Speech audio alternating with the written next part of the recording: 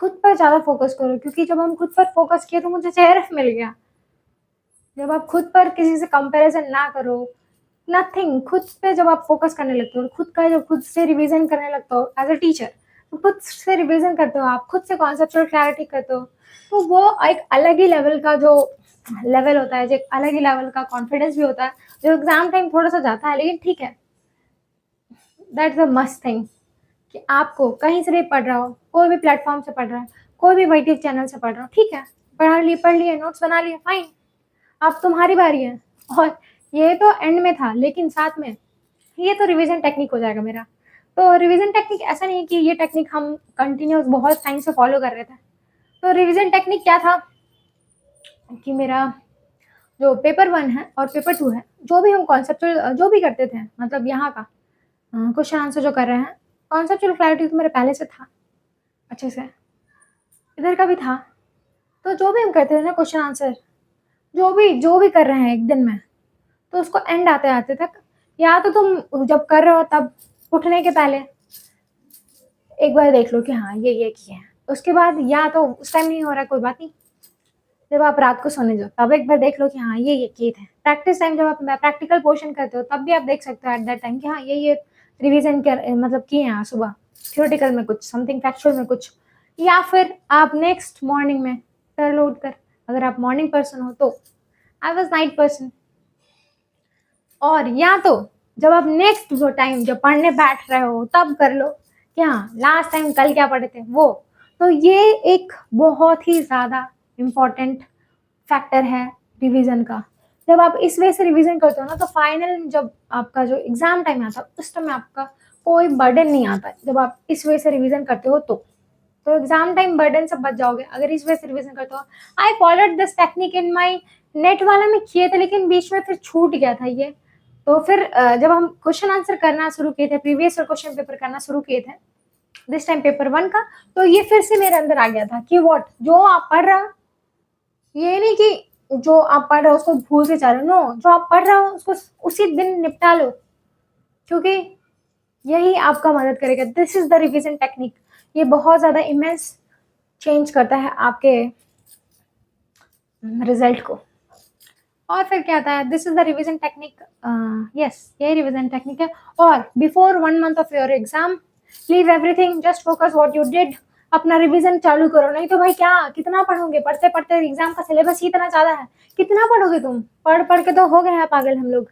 लेकिन नहीं, ठीक है, पढ़ना क्यों, यहाँ लोग पढ़ के पागल नहीं, ठीक है हम लोग पढ़ रहे हैं, ठीक है, फैक्चुअल चीज हम लोग पढ़ रहे हैं, इतना कुछ पढ़ रहे हैं हम लोग, so many conceptual thing we are understanding, factual thing we are retaining, still they are giving new type of questions. Oh my god, दस तो लगता बम बरस रहा है ऊपर से कि हाँ चलो नया नया पैटर्न भी आ रहे हैं, चलो ठीक है हम लोग थोड़े मोड़े नया पैटर्न भी कर लेते हैं, बस थोड़े मोड़े वही नया पैटर्न भी कर लो, तो इससे तुम्हारा पेपर 1 तुम्हारा गेम चेंज हो जाता है यहाँ पर।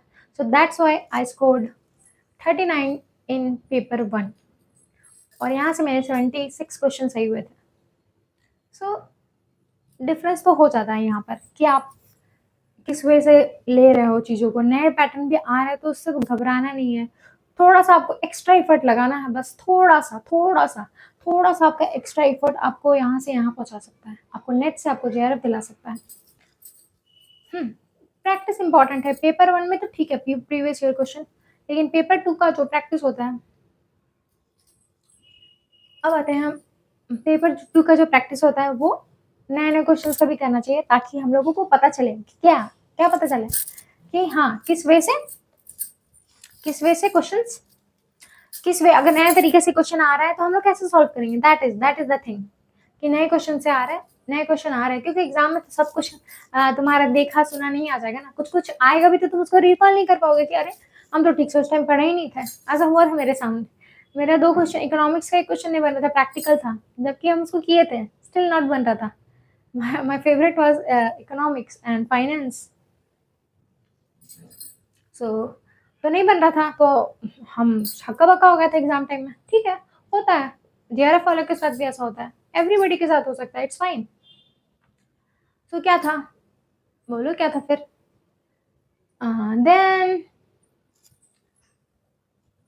देन हुआ था, देन उसको सॉल्व किया हम, नहीं हुआ लीव कर दिया है, इसका हम बताएंगे, ये एग्जाम का टिप्स है तो एग्जाम वाले में ही बताएंगे, डोंट वरी, इसको अभी नहीं बताते हैं, हौच पौच हो जाएगा, तुम लोग को समझ में भी नहीं आएगा। तो ठीक है, नहीं हो रहा है तो नहीं हो रहा है, नहीं बन रहा है तो नहीं बन रहा है, उस टाइम छोड़ दो उसको, दूसरे पे आओ, दूसरे क्वेश्चन पे आओ। सेम वैसे और एक क्वेश्चन हुआ था मेरे साथ, तो साइकिल वाला क्वेश्चन था कि मटेरियल का साइकिल, उसमें मेरा प्लस माइनस में कुछ गड़बड़ हो गया था। हमको जब आपको मिल रहा है सप्लायर से तो ऐड होता है वो, हाँ वो माइनस होता है, और हम रिवर्स कर दिए थे, I did reverse I think. तो वो एक था क्वेश्चन। तो कुछ कुछ क्वेश्चन जो आपको पता होंगे, लेकिन आपको जब आप कर रहे हो, जब वही तो बोले ना कि इसके पहले ही तो बोले तुम लोगों को, जब भी पढ़ाई करो, जो भी करो, लाइव रहकर, एकदम प्रेजेंट रहकर, अटेंटिव होकर पढ़ाई करो, तो ये एग्जाम में रिफ्लेक्ट करता है। यस, रिफ्लेक्ट करता है। सिर्फ एग्जाम टाइम पढ़ाई नहीं होता, उसके पहले जब आप पढ़ रहे हो तो भी आपको होश दिमाग, होश हवास में आपको पढ़ाई करना है, और वही आपको काम आएगा। क्योंकि लाइफ को लाइव जीना चाहिए, क्योंकि लाइफ में जो मज़ा है वो मज़ा ही मज़ा है। क्योंकि लाइफ में आप एक अच्छा पॉजिटिव एनवायरनमेंट रहता है आपका, लाइफ हो आप प्रेजेंट मोमेंट में जीना सीखो ना, that is the beauty of your life. One thing is that the pattern